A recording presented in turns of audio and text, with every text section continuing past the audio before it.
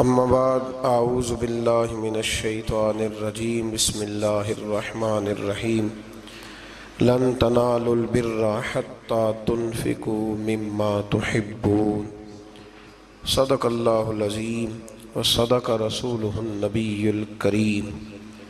درود پاک پڑھیے۔ الصلاۃ والسلام علیک یا سیدی یا رسول اللہ وعلی آلک واصحابک یا سیدی یا حبیب اللہ۔ اللہم صلی علی سیدنا و مولانا محمد معدن الجود والکرم وآلہ وصحبہ وبارک وسلم۔ قرآن مجید فرقان حمید کے چوتھے پارے میں سے کچھ باتیں اللہ تبارک و تعالی قرآن مجید کی تفہیم کے اندر ہر غلطی سے محفوظ فرمائے اور اللہ تعالیٰ صحیح بات کو زبان پہ جاری فرمائے۔ چوتھے پارے کی پہلی آیے کریمہ میں اللہ تبارک و تعالیٰ نے فرمایا ہے کہ لن تنالوا البر حتی تنفقوا مما تحبون۔ فرمایا تم ہرگز بھلائی کو نہیں پہنچ سکتے جب تک تم اپنی پیاری چیز راہ خدا میں خرچ نہ کرو۔ اللہ تبارک و تعالیٰ چونکہ بندہ مومن کو ہر چیز سے زیادہ پیارا ہے، اور دوسرے پارے میں اللہ کریم نے فرمایا والذین آمنوا اشد حبا للہ، وہ لوگ جو ایمان لائے وہ اپنے رب سے شدید محبت کرتے ہیں۔ تو اللہ تبارک و تعالیٰ نے یہ قانون دیا کہ تم اگر بھلائی کو پانا چاہو، وہ بھلائی جو اللہ کا قرب تمہارے لیے آسان کرے، تو پھر اس کا نسخہ یہ ہے کہ جو تمہاری پیاری چیز ہے، جو محبوب چیز ہے، وہ اپنے محبوب رب کے رستے میں خرچ کر دو۔ ہمارے ہاں کیونکہ بہت دفعہ دین کو اس لیے سنا جاتا ہے کہ ہم الحمدللہ ماشاءاللہ، یا اگر عذاب اور سختی کے جملے آئیں گے تو استغفار پڑھ کے گزر جائیں گے۔ صحابہ کرام علیہم رضوان کے ہاں جب کوئی آیہ کریمہ آتی تھی تو پھر اس کا پریکٹیکل ہوتا تھا، پھر اس پر عمل ہوتا تھا۔ جب یہ آیہ کریمہ نازل ہوئی تو حضرت ابو طلحہ رضی اللہ تعالیٰ عنہ بہت زیادہ اللہ نے انہیں نوازا ہوا تھا، جائیدادیں تھیں، مکانات تھے، مال و اسباب تھا۔ ایک ان کا باغ تھا جس پر انہوں نے بڑی محنت فرمائی تھی، بڑی خوبصورتی کے ساتھ اس کو انہوں نے سجایا سنوارا تھا، اور وہ اتنا نصیبوں والا باغ تھا کہ اللہ کے رسول علیہ السلام بھی اسے دیکھنے کے لیے تشریف لے جایا کرتے تھے۔ حضرت ابو طلحہ رضی اللہ تعالیٰ عنہ جب یہ آیہ کریمہ نازل ہوئی تو حضور علیہ السلام کی بارگاہ میں حاضر ہوئے، عرض کی یا رسول اللہ صلی اللہ علیہ وسلم، میں نے اپنی ساری جائیداد کا حساب لگایا ہے، وہ باغ مجھے سب سے زیادہ پیارا ہے، تو یا رسول اللہ میں وہ باغ اللہ کے راستے میں خیرات کرنا چاہتا ہوں، مجھے بڑا ہی پیارا ہے، تو میں وہ دینا چاہتا ہوں، قبول کر لے۔ نبی کریم صلی اللہ علیہ وسلم نے فرمایا تیرا قبول ہو گیا، اب تو اس طرح کر اپنے جو تیرے رشتے کے بھائی ہیں، چچا زاد، ماموں زاد، ان کے اندر تو بانٹ دے، تیری صلہ رحمی بھی ہو جائے گی اور رب کی بارگاہ میں تیری نیکی بھی قبول کر لی جائے گی۔ حضرت زید رضی اللہ تعالیٰ وہ حضور علیہ السلام کی بارگاہ عالی مرتبت میں حاضر ہوئے تو عرض کرنے لگے یا رسول اللہ صلی اللہ علیہ وسلم، یہ گھوڑا مجھے بڑا پیارا ہے، بڑا مجھے محبوب ہے، حضور میں اس کی بڑی خدمت کرتا ہوں، میں نے اسے پالا ہے، اس کا دھیان رکھتا ہوں۔ کچھ جانوروں سے پیار ہو جاتا ہے نا، عرض کرنے لگا یا رسول اللہ یہ مجھے بڑا ہی پیارا ہے، بڑا پیارا ہے۔ حضرت زید عرض کرتے ہیں تو یا رسول اللہ یہ قبول کر لیں۔ حضرت زید بن حارثہ نے جب یہ کہا تو حضور نے فرمایا میں نے قبول کر لیا۔ کہا حضور چونکہ رب فرماتا ہے پیاری چیز دو تو یہ مجھے سب سے زیادہ پیارا ہے، تو لہٰذا میں پیش کرتا ہوں، قبول کر لیا جائے۔ رسول کریم نے ان سے قبول فرما کے نا تو انہی کے بیٹے حضرت اسامہ بن زید کو دے دیا۔ تو وہ عرض کرنے لگے یا رسول اللہ صلی اللہ علیہ وسلم، میں نے تو اللہ کے راستے میں دیا تھا، تو حضور نے فرمایا تیرا ہو گیا نا، تو نے اللہ کے راستے میں دیا تھا تو میں نے قبول کر کے اللہ کے بندے کو دے دیا ہے۔ حضرت عمر بن عبدالعزیز رحمۃ اللہ تعالیٰ علیہ نا شکر کی بوریاں منگایا کرتے تھے، شکر کی بوریاں، گڑ کی بوریاں، اور بوریوں کی بوریاں خیرات کرتے۔ تو لوگ کہنے لگے حضور کچھ لوگ زیادہ شکر نہیں کھاتے، ان کو پیسے دے دیا کریں۔ آپ فرمانے لگے بھائی وہ بات میں کیسے کروں، میرا رب کہتا ہے پیاری چیز خرچ کرو، مجھے شکر بڑی پیاری ہے، مجھے تو روٹی نہ ملے 3 ٹائم تو میں شکر پہ ہی گزارا کر سکتا ہوں، تو وہ چیز اللہ کے راستے میں دوں گا جو مجھے بڑی پیاری ہے، بڑی محبوب ہے، جس کی مجھے بڑی چاہت ہے۔ تو میرے عزیز سمجھ لیں کہ جب آپ تحفہ خریدتے ہیں نا کسی کے لیے، تو جتنا بندہ محبوب ہوتا ہے اتنی ہی آپ اچھی چیز۔ ہمارے ہاں جب مسجدوں کے گلے کھولے جاتے ہیں نا، تو جتنے پھٹے نوٹ ہوتے ہیں ساری اسی میں سے نکل آتے ہیں، اور کئی ایسے نوٹ ہوتے ہیں جو کئی نہیں چل سکتے لیکن مسجد میں چل جاتے ہیں۔ اب کوئی منع کر سکتا ہے؟ پیاری چیز خرچ کریں اللہ کے راستے میں، محبوب چیز خرچ کریں۔ یہ پہلا سبق دیا چوتھے پارے کی ابتدا میں اللہ کریم۔ دیکھیں نا، رسول پاک کو حضرت امیر حمزہ بڑے ہی محبوب تھے، حضور کو حضرت عمر بڑے ہی محبوب تھے، جناب عثمان غنی بڑے ہی محبوب تھے، حضرت ابو بکر صدیق بڑے ہی محبوب تھے، مولا علی شیر خدا بڑے ہی محبوب تھے، حضور کو امام حسن اور امام حسین بڑے ہی محبوب تھے۔ یہ بڑے محبوب تھے اور میرے رسول نے سارے اللہ کے راستے میں دے دیے۔ ان لوگوں کو شہادت کا درجہ مل گیا۔ محبوب چیز خرچ کریں۔ اس سے آگے جو آیات ہے اس میں اللہ کریم نے فرمایا ہے، مفہوم یہ ہے آیت کا، تفسیری مفہوم، کہ رب جب کسی پر کوئی چیز حرام کرے گا تو تب کوئی چیز حرام ہوگی۔ اگر اپنی مرضی سے کوئی شخص کسی چیز کو استعمال نہیں کرتا تو اس کا معنی یہ نہیں کہ وہ چیز حرام ہو گئی۔ ہوا یہ تھا کہ حضرت یعقوب علیہ السلام اونٹ کا گوشت نہیں کھاتے تھے، اونٹنی کا دودھ نہیں پیتے تھے، اپنی طبیعت کے لحاظ سے استعمال نہیں کرتے تھے۔ تو بنی اسرائیل والوں نے یہ کہنا شروع کر دیا کہ دیکھیں پرانی امتوں میں یہ نہیں تھا، تو حضور علیہ السلام کی قوم یہ کیوں استعمال کرتی ہے؟ تو اللہ کریم نے سورہ آل عمران میں اور چوتھے پارے میں وضاحت کر دی کہ کوئی اگر اپنی مرضی سے کوئی چیز استعمال نہیں کرتا تو اس کا مطلب یہ تو نہیں کہ وہ چیز حرام ہو جاتی ہے۔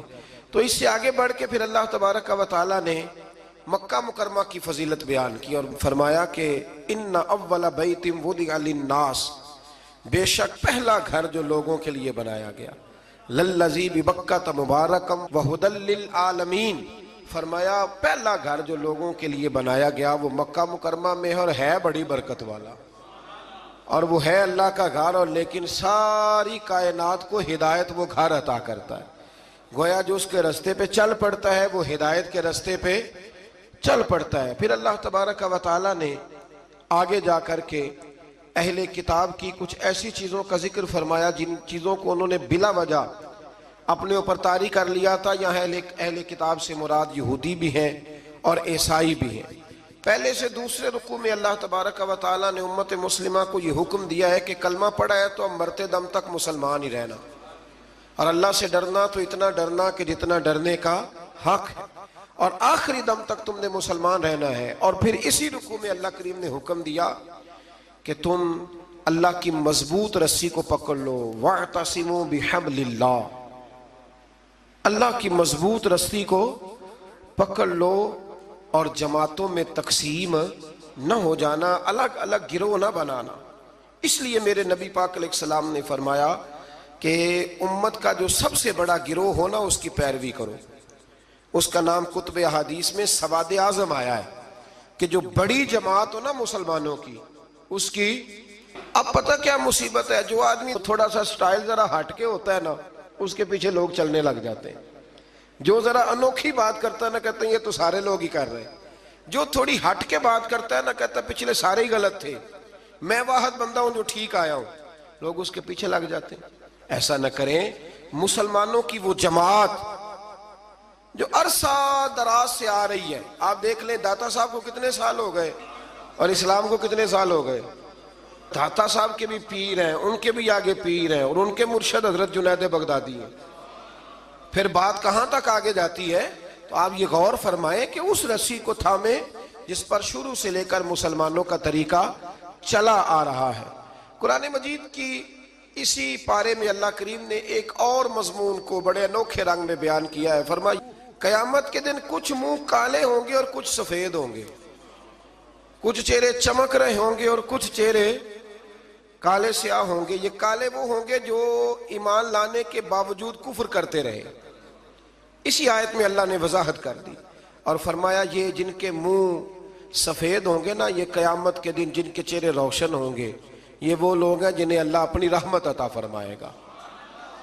یہاں بڑی باتیں مفسرین نے کی ہیں کہ یہ کچھ چہرے کالے ہوں گے کچھ سیاہ ہوں گے، اس کا معنی کیا ہے؟ مفسرین کرام ایک پورے گروہ نے، ایک پوری جماعت نے ذکر فرمایا ہے کہ دنیا میں نا کچھ چیزیں دلوں میں چھپی ہوئی ہیں جو ظاہر نہیں ہو رہی، قیامت میں ظاہر ہو جائیں گی. دلوں میں چھپی ہوئی ہیں، قیامت کے دن وہ چیزیں ظاہر ہو جائیں گی. اگر دلوں میں ایمان چھپا ہے تو قیامت کے دن چہرے چمکنے شروع ہو جائیں گے. اور اگر دلوں میں نفاق چھپایا نا لوگوں نے، سامنے کچھ کہتے ہیں اور پیٹھ کے پیچھے کچھ اور کہتے ہیں، تو وہ بھی قیامت کے دن نمایاں ہو جائے گا. چہروں میں بڑا کچھ ہوتا ہے، چہروں کے اندر بڑا کچھ ہوتا ہے. حضرت سلطان باؤ رحمۃ اللہ تعالی علیہ ارشاد فرمایا کرتے تھے کہ دل کالے نالو منہ کالا چنگا جے کوئی رمز پچھانے.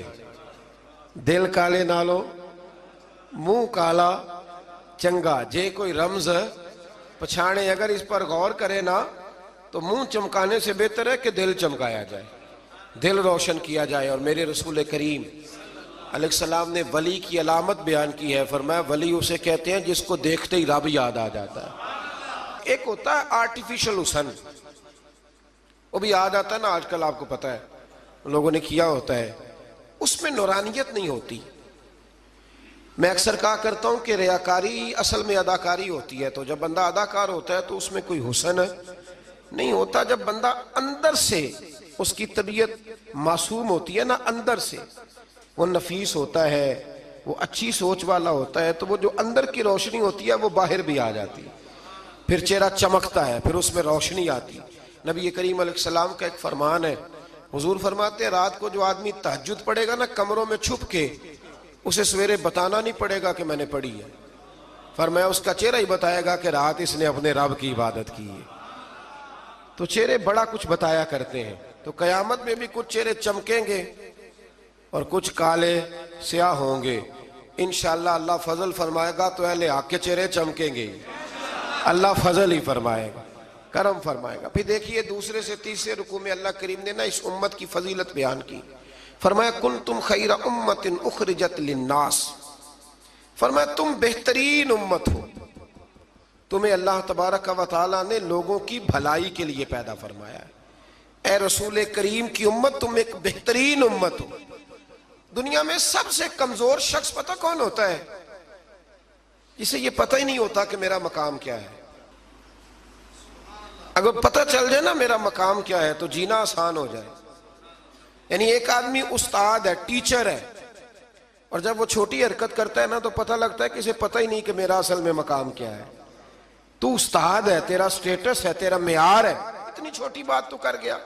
بہت بڑا آدمی، وزعدار آدمی، وہ جب چھوٹی بات کرتا ہے تو محسوس ہوتا ہے کہ نہیں باتوں میں ہی بڑا ہے، باقی اس کے پاس کوئی چیز موجود نہیں ہے. امت مسلمہ بڑی امت ہے. جب یہ چھوٹی بات کرتی ہے نا، چھوٹی بات، میں ملک سے باہر تھا تو وہ سنگیوں کو، ہمارے مسلمانوں کو کچھ مسئلہ بن گیا. ان کی ڈیوٹی ہے سارا دن غیروں کی تعریفیں کرنا، سارا دن تعریفیں کرتے ہیں. ان کی سڑکیں دیکھی ہیں، ان کے مکان دیکھیں، ان کی فلانی چیز دیکھی ہے. تو میں نے ان سے کہا کہ میں نے تو سنا ہے کہ بچہ بالغ ہو جاتا ہے تو ابا خود کہتا ہے جا اپنا بندوبست کر. کہتا ہے کہ نہیں کہتا؟ تو میں نے کہا یہ تو نکال دیتے ہیں بچوں کو، بچے اپنا بندوبست کر لیتے ہیں اور ابا جی کا بندوبست کوئی بھی نہیں کرتا. 2 3 مہینے یورپ میں بوڑھا اندر مر جاتا ہے تو پھر باہر خبر آتی ہے کہ مر گیا، جب بدبو گلی میں آنے لگتی. یہ معیار ہے. سڑکیں پکی ہیں، اس میں کوئی شک نہیں، مکانات اچھے ہیں، قانون کی پابندی ہے. لیکن میرا مسلمان جب وہاں جاتا ہے اشارہ نہیں توڑتا، تو اگر یہاں بھی نہ توڑے تو قانون یہاں بھی صحیح ہو سکتا ہے. لیکن جو بندہ وہاں سے پیسے کما کے آتا ہے نا، وہ کہتا اب اشارہ نہ توڑوں تو پتہ کیسے چلے گا کہ میں وہاں سے آیا ہوں. تو بھائی آپ بہترین لوگ ہیں، آپ چھوٹی بات کیوں کرتے؟ آپ بہترین لوگ. آپ تھوڑا اونچا بیٹھ کے بات کریں. آپ کا ایک سٹیٹس ہے، مومن کا ایک مقام ہے. میرے نبی کریم صلی اللہ علیہ، رسول کریم علیہ السلام بیت اللہ شریف میں کھڑے تھے، کعبہ معظمہ کے سامنے. حضور نے بیت اللہ شریف کی طرف دیکھ کے فرمایا، کہ ترمذی کی حدیث ہے، حضور فرمانے لگے کعبے تیری بڑی عزت ہے، پر جو بندہ میرا کلمہ پڑھ لیتا ہے نا، بندہ مومن، اس کی عزت اللہ کی نظر میں کعبے سے بھی زیادہ ہے. وہ زیادہ قابل اعزاز ہے. اب اس کو سمجھنا چاہیے نا کہ جس نے حضور کا کلمہ پڑھا اس کا ایک اعزاز ہے، یہ چھوٹی بات نہیں کر سکتا. اور اعزاز کس وجہ سے ہے وہ بھی اللہ کریم نے ارشاد فرمایا، فرمایا اخرجت للناس، اعزاز اس لیے نہیں کہ تیرا رنگ گورا ہے، اعزاز اس لیے نہیں کہ تیرا قد اونچا ہے، اعزاز اس لیے نہیں کہ تیرے پاس ڈگریاں زیادہ، تأمرون بالمعروف، امت مسلمہ کی شان اس لیے زیادہ ہے کہ یہ لوگوں کو بھلائی کا حکم دیتے، وَتَنْهَوْنَ عَنِ الْمُنْكَرِ، اور لوگوں کو برائی سے منع کرتے ہیں۔ اور یہ جو کام لوگ کرتے ہیں نا، خیر کا حکم دینا، برائی سے منع کرنا، یہ لوگ دنیا کے امام ہوتے ہیں۔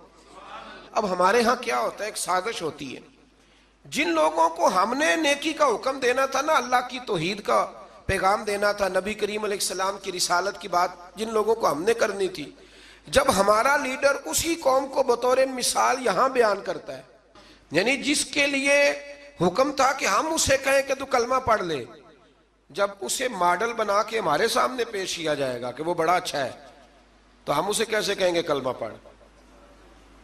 اور پھر اس سے اگلی بات یہ ہے کہ ہم تقریروں سے کلمہ پڑھانا چاہتے ہیں۔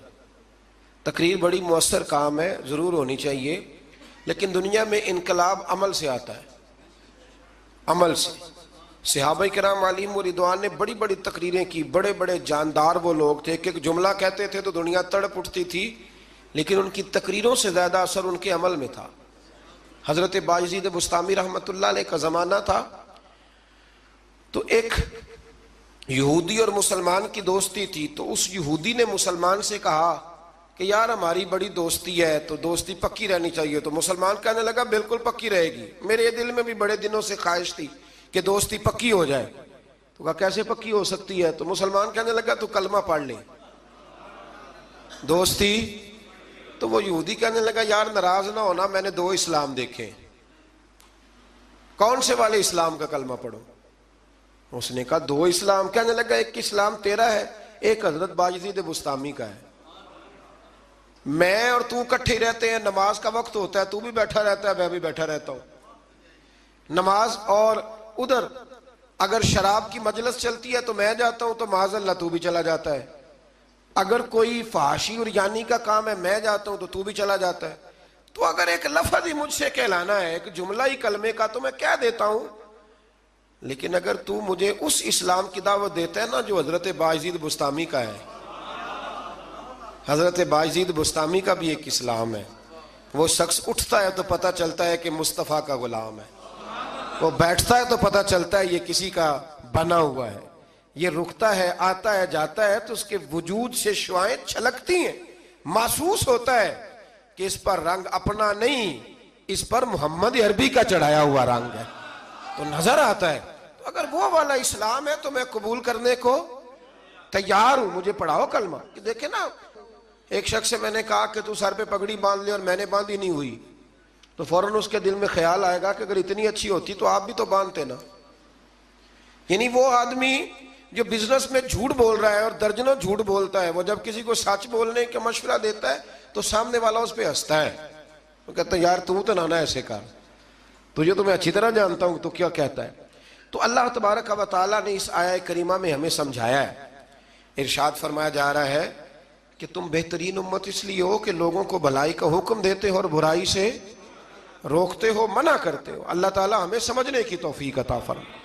اگلے رکوع میں اللہ تبارک و تعالیٰ نے ارشاد فرمایا کہ بے شک جن لوگوں نے کفر کیا ہے نا، قیامت کے دن اپنا سارا مال دے کے، اپنی ساری جائیداد دے کے بھی اگر وہ جان چھڑانا چاہیں گے تو ان کی جان چھوٹے گی، وہ دوزخی ہیں تو دوزخ میں ہمیشہ ہی رہیں گے، دنیا کا مال قیامت کے دن کام نہیں آئے گا۔ تو بالکل اس سے متصل اللہ کریم نے پھر حکم دیا کہ کوئی چیز کام آنی ہے تو ابھی سے خرچ کر لو اللہ کے راستے میں۔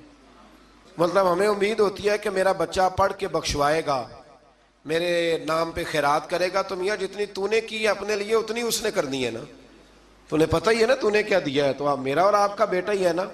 تو اللہ تبارک و تعالیٰ نے یہاں حکم ارشاد فرمایا کہ خود اپنے لیے کر لو جو کچھ کرنا ہے۔ اور پھر ایک اور عادت یہاں اللہ کریم نے انسان کی بیان فرمائی اسی پارے میں، ارشاد فرمایا کہ اسے تھوڑی سی خوشی ملتی ہے تو راضی ہوتا ہے، اور ذرا سی تکلیف پہنچتی ہے تو شکوے کرنے لگ جاتا ہے۔ میں اکثر کہا کرتا ہوں کہ جو نعمتیں بن مانگے مل گئی ان کا شکریہ کوئی نہیں، اور جو نہیں نہ ملی ہوئی اس کا رونا ہے۔ یعنی ایک شخص کے پاس سارا کچھ ہے بیٹیاں بھی ہیں، جائیداد بھی ہے، مکان بھی ہے، اور تندرستی بھی ہے، علم بھی ہے، بیٹا کوئی نہیں، تو اس سے جب بھی آپ ملیں گے نا تو کہے گا دعا کرو اللہ مجھے بیٹا دے دے۔ تو خدا کے بندے باقی نعمتوں کا بھی تو ذکر کرنا جو اللہ نے دی ہوئی ہے۔ میں کہا کرتا ہوں کہ 360 ہڈیاں وجود میں ہیں، تو جس کا گھٹنا درد کرتا ہے نا، آپ اس سے پوچھیں نا کیا حال ہے، تو 359 کا ذکر نہیں کرتا، وہ جو 60ویں درد کرتی ہے اسی کا نام لیتا ہے، کہتا ہے یہ گھٹنا ٹھیک ہو جائے تو باقی ساری خیر ہے۔ تو اللہ فرماتے ہیں ذرا تکلیف دیں تو یہ شکوے کرنے لگتا ہے، زندگی اپنے رب کے حوالے کر دیں، سکھی ہو جائیں گے۔ آپ یقین کریں، ویسے بھی جان اسی کی ہے، اسی کی ہے، ہم تو اپنی مرضی سے مر بھی نہیں نہ سکتے، اپنی مرضی سے مرے تو خودکشی حرام ہے، اس کی مرضی سے مرے تو وہ شہادت کا درجہ عطا کر دیتا ہے۔ وہ کہتے تم مار ہی نہیں سکتے چونکہ مرے جو میری مرضی سے ہو، لہٰذا اس کے سپرد کر دیں۔ آگے اللہ تبارک و تعالیٰ نے نا جنگ احد میں مسلمانوں کے ساتھ جو معاملہ پیش آیا نا، بظاہر مسلمان تھوڑا سا پیچھے ہٹے، کفر کو وقتی طور پر غلبہ ملا، یہ ذرا تھوڑے تھوڑے مسلمانوں کے حالات خراب ہوتے ہیں تو لوگ پریشان ہو، شاید یہ ہمیشہ کے لیے، ایسا نہیں ہے، بلکہ جہاں بھی آپ پیچھے جاتے ہیں نا، جو آدمی پیچھے جایا کرتا ہے نا وہ تیز دوڑنے کے لیے جایا کرتا ہے، جب وہ پیچھے جاتا ہے تو اس کا مطلب ہے اب تیز دوڑ کے آئے گا، یہ یاد رکھیں۔ اور جب آپ سمجھیں نا کہ گھٹن زیادہ ہو گئی ہے تو پھر سمجھ لیں اب آندھی بھی تیز ہی آئے گی، یہ اصول ہے۔ اگر کبھی آزمائش زیادہ آتی ہے تو پھر اللہ آسانی بھی زیادہ عطا فرماتا ہے۔ تو مسلمانوں کو ذرا کمزوری ہوئی تو پریشان ہو گئے، تو رب کریم نے فرمایا پریشان نہ ہو، وہ وقت نہیں تمہیں یاد، وَلَقَدْ نَصَرَكُمُ اللَّهُ بِبَدْرٍ وَأَنْتُمْ أَذِلَّةٌ، جب ہم نے تمہاری بدر میں مدد کی تھی حالانکہ تم کمزور تھے، اب تو تم ہزاروں میں ہو تو 313 تھے، رب نے تمہاری مدد فرمائی تھی۔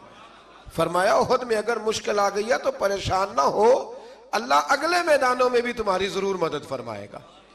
پھر اسی پارے میں اللہ کریم نے نا دوڑنے کا حکم دیا ہے، فرمایا دوڑو، کس طرف؟ فرمایا وَسَارِعُوا إِلَىٰ مَغْفِرَةٍ مِّن رَبِّكُمْ، دوڑو دوڑو دوڑو اپنے رب کی بخشش کی طرف دوڑو۔ اور کدھر دوڑو؟ فرمایا وَجَنَّةٍ أَرْضُهَا السَّمَاوَاتُ وَالْأَرْضُ، اس جنت کی طرف دوڑو جس کی صرف چوڑائی زمین اور آسمان کے برابر ہے۔ اللہ کریم نے چوڑائی بتا دی، فرمایا جنت کی چوڑائی اتنی ہے جتنے زمین و آسمان ہے، تمہیں چوڑائی بتا دیا، باقی لمبائی کا حساب کرتے رہنا۔ اور میرے رسول کریم علیہ السلام نے تو جنت کا مضمون سمیٹا تو حضور نے جملوں میں حادی کر دی، بڑی نعمتیں بیان کر کے نا، بڑی نعمتیں بیان کر کے حضور فرمانے لگے اللہ نے تمہارے لیے بڑا کچھ بنایا ہے، اور اتنا کچھ بنایا ہے نہ کسی آنکھ نے دیکھا، نہ کسی کان نے سنا، اور نہ تمہارے دل پہ کبھی خیال ہی گزرا ہوگا، جو نعمتیں رب نے تمہارے لیے جنت میں تیار کی ہوئی۔ تو اس میں اللہ تبارک و تعالیٰ نے اس بات کی طرف بھی ذکر فرمایا۔ پھر اسی پارے کے اندر اللہ کریم نے غصہ پینے والوں کو اور معاف کرنے والوں کو کہا کہ یہ وہ والی نیکی ہے جو اللہ کو بڑی پسند ہے۔ ہمارے زمانے میں غصہ پینے والی عمر آتی کوئی نہیں، چھوٹی عمر میں کہتے ہیں بچہ اس لیے ضدی ہے، جوان ہو جائے تو کہتے ہیں خون گرم ہے، بوڑھا ہو جائے تو کہتے ہیں انہوں نے پتہ ہی نہیں لگتا۔ تو بھئی یہ بتائیں پھر درگزر کی عمر کون سی ہے؟ بچہ تھا تو ضدی تھا، اور جوان تھا تو خون گرم تھا، بوڑھا ہو گیا تو اب چڑچڑا ہو گیا ہے۔ تو بھئی معاف کرنے کی عمر کون سی ہے؟ میرے رسول کریم علیہ السلام نے زندگی میں دکھ زیادہ دیکھے، حضور فرماتے ہیں جتنا مجھے ستایا گیا کسی کو نہیں ستایا گیا۔ حضرت جابر ابن عبداللہ فرماتے ہیں میں نے اپنے محبوب کو جب بھی دیکھا مسکراتے ہی دیکھا اور معاف کرتے ہی دیکھا۔ تو مہربانی فرمائیں والکاظمین الغیظ والعافین عن الناس، غصہ پینے والے لوگوں کو معاف کرنے والے، واللہ یحب المحسنین، فرمایا یہ وہ نیکوکار ہے جن سے اللہ محبت فرماتا ہے۔ غصہ پینے والوں اور معاف کرنے والوں سے اللہ محبت فرماتا ہے۔ پھر آگے انہی آیات کے اندر اللہ تبارک و تعالیٰ نے مسلمانوں کو یہ حکم دیا ہے کہ جب تم سے کوئی غلطی ہو جائے، جب تم بھول جاؤ تو پھر تم اپنے رب کی بارگاہ میں معافی مانگو، اور جب تم معافی مانگو گے اللہ تبارک و تعالیٰ اپنے فضل سے تمہیں معاف فرما دے گا۔ پھر اللہ تبارک و تعالیٰ نے بڑی شرح و بسط کے ساتھ اس بات کا ذکر فرمایا، تفصیل کے ساتھ احد کے اندر جب لوگ پریشان ہوئے تھے تو وہ شدید آزمائش کا شکار تھے، تو مالک کریم نے انہیں تسلی دی، فرمایا یہ تمہاری آزمائش وقتی ہے، آنے والے وقت میں اللہ تمہیں کامیابیاں ہی عطا فرمائے گا۔ احد کے بعد پھر جتنا بھی جہاد ہوا سب میں میرے رب نے کامیابیاں ہی عطا فرمائی۔ پھر اسی پارے میں اللہ تبارک و تعالیٰ نے آیت نمبر 159 کے اندر رب کریم نے نبی کریم علیہ السلام کی سیرت کا ایک خاص پہلو بیان فرمایا ہے، حضور کی سیرت کا، زندگی کا ایک خاص عنصر بیان کیا۔ اللہ کریم نے فرمایا محبوب اللہ کی کیسی رحمت ہوئی کہ آپ اپنے غلاموں کے لیے نرم دل ہو گئے۔ یہ اللہ تعالیٰ کی کیسی رحمت من اللہ لنت لہم، آپ ان کے لیے نرم دل ہو گئے۔ وَلَوْ كُنْتَ فَظًّا غَلِيظَ الْقَلْبِ، اگر آپ سخت دل ہوتے یا سخت مزاج ہوتے، لَانْفَضُّوا مِنْ حَوْلِكَ، تو یہ آپ کے پاس سے بکھر جاتے، یہ بیچارے آپ کے پاس پھر بیٹھ سکتے۔ یہ سخت مزاج جو آدمی ہوتا ہے اس کے پاس لوگوں کا جم غفیر نہیں ہوتا، اس کے پاس سے لوگ ٹوٹنے لگ جاتے۔ اچھا وہ اور چکر میں پڑ جاتا، کہتا دیکھا میرا روب، کوئی میرے پاس نہیں بیٹھتا، کسی کی جرت ہے میرے پاس بیٹھے؟ میں نے کہا روب نہیں جناب، آپ مان کیوں نہیں لیتے کہ آپ اخلاقی طور پہ بڑے کمزور ہیں؟ آپ کے اپنے بچے بھی، میں ابا جی کو جانتا ہوں، کئیوں کو جو گھر جاتے ہیں تو بچے چھپتے ہیں اور تسبیح پڑھتے ہیں کہ ابا جی واپس کب جائیں گے گھر سے۔ تو یہ کوئی معیار ہے؟ رسول کریم صلی اللہ تعالی علیہ وسلم کی طبیعت کے اندر وہ خاصیت تھی کہ ہر چھوٹا بڑا میرے محبوب کی بارگاہ میں جا کے اپنا دکھڑا سنا لیا کرتا۔ حضور معاف کرتے تھے، نبی پاک محبت فرماتے تھے، تو اپنی زندگی کے اندر وہ سارے معاملات پیدا کریں۔ ہم خوابوں کی دنیا میں زندہ رہتے ہیں کہ چلو ٹھیک ہے جی میرا بڑا روب چل رہا ہے، کوئی آدمی میرے قریب نہیں بیٹھتا، تو یہ کوئی کمال نہیں۔ نبی پاک علیہ السلام کی سیرت کا کمال یہ ہے کہ حضور تک رسائی آسان تھی، ہر آدمی اپنی بات بڑی آسانی کے ساتھ حبیب کریم کی بارگاہ میں عرض کر لیتا تھا۔ ایک آیت ہے جی جو آپ نے بڑی ضروری یاد رکھنی ہے، یہ آیت نمبر 179 ہے، اس پر آپ نے ضرور توجہ کرنی ہے، ضرور غور کرنا ہے۔ ایک چھوٹا سا مسئلہ لوگ بڑا اس کو الجھا دیتے ہیں، اللہ کریم نے اس آیت کریمہ میں اس کا بھی بیان فرمایا ہے۔ اسی پارے میں سورہ آل عمران میں فرمایا وَمَا كَانَ اللَّهُ لِيُطْلِعَكُمْ عَلَى الْغَيْبِ وَلَكِنَّ اللَّهَ يَجْتَبِي مِن رُّسُلِهِ مَن يَشَاءُ، فرمایا اللہ کی یہ شان نہیں کہ عام لوگوں کو غیب کا علم دے، لیکن اپنے رسولوں میں سے جسے چاہتا ہے اسے چن لیتا ہے۔